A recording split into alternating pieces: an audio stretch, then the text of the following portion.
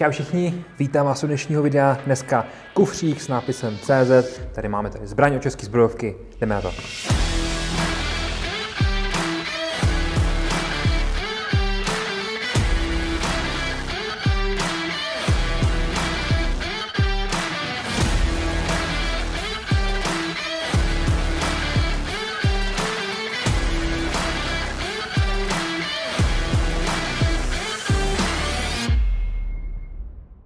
Jaká zbraň se uvnitř toho kufříku nalézá? To si s tím jenom tak, že to otevřeme. Mimochodem kufřík standardně pěkný, jako bychom toho české zbrojovky čekali. Máme tady jednu pozici pro zámeček, kdybychom chtěli. Otevřeme tyhle dva plastové zámky, tady to musíme stisknout a už se nám to celý otevře. No a jak je vidět, jedná se o pistoli, která je z modelové řady P10. Nahoře bychom našli nějaké základní informace v češtině. Pěkně máme tady i ten elaborát o tom, že to zkoušeli, že tam proběh nějaký nástřel, takže tam se můžete podívat, jak to probíhalo. Samozřejmě kromě toho standardní návod, nějaké další věci a tak dál. To nebudeme úplně potřebovat, tak se to odložíme stranou a můžeme se podívat už na to, co se nachází v té hlavní části toho kufříku. Máme tady protahovák a kartáček, takže čištění takový základní. Krom toho tady máme tyhle výměnné hřbety té pažbičky jako takový, po té rukojeti zkrátka.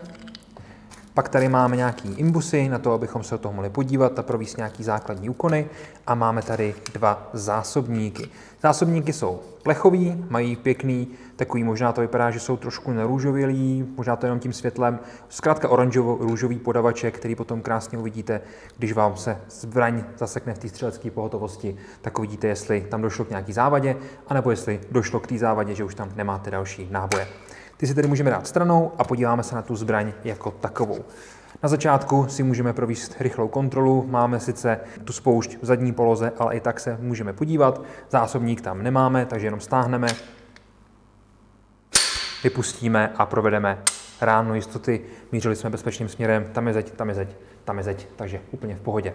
No, co se týče té pistole, P10F, F-ko, tedy full frame, máme tu standardní verzi, neskrácenou, plnohodnotnou, vlastně je to něco jako Glock 17. Shodou okolností ho mám i tady vedle, takže se na ně můžeme klidně podívat.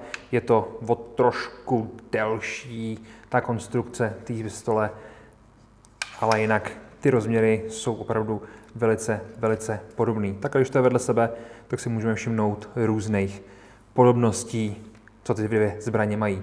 Nicméně o páté generaci tady mluvit nebudeme, budeme tady mluvit tedy o víceméně první generaci té P10 jako takový. Je to tedy služební velikost, vepředu rail pro nějakou svítilnu, laser, cokoliv takového. Tady máme vlastně podobně, jako je to u Glocku, možnost rozebrat tu zbraň, tady máme záchyt závěru, výpust zásobníku a samozřejmě nějaké další prvky, jako je poměrně pěkná textura, jako jsou front serrations a vzadu standardní výřezy na to, abychom s tím mohli manipulovat. Na rozdíl od Glocku tady máme třeba ocelový měřidla, maličko, bych řekl, líp poladěnou spoušť, i když ta pátá generace už to má taky lepší, ale samozřejmě je to potom o tom, co od toho očekáváte, co byste chtěli.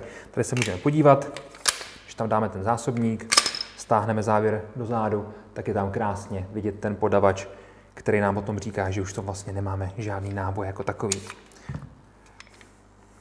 Tady si můžete všimnout jedné takové věci, zkrátka ten záchyt toho závěru, nebo ta střelecká pohotovost jako taková, je poměrně dost složitý to jednou rukou z toho stáhnout, takže buď to musíte tou slabou rukou, anebo samozřejmě přetáhnout závěr do zádu, ale to už každý z vás určitě ví a najde si na to nějaký grip.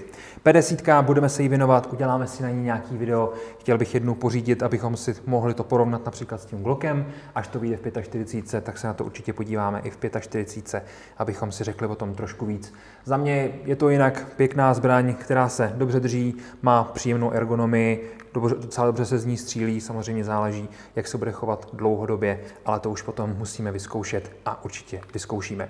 Přátelé, kdyby vás zaujala P10 F-ko, určitě se na ní podívejte, buď to u nás na stránkách, odkaz máte vždycky dole v popisku toho videa, anebo samozřejmě u nás v obchodech, buď to až nás otevřou, anebo jestli už jsme otevřený, tak klidně za náma můžete skočit. Díky moc, mějte se krásně a u dalšího videa. Ahoj!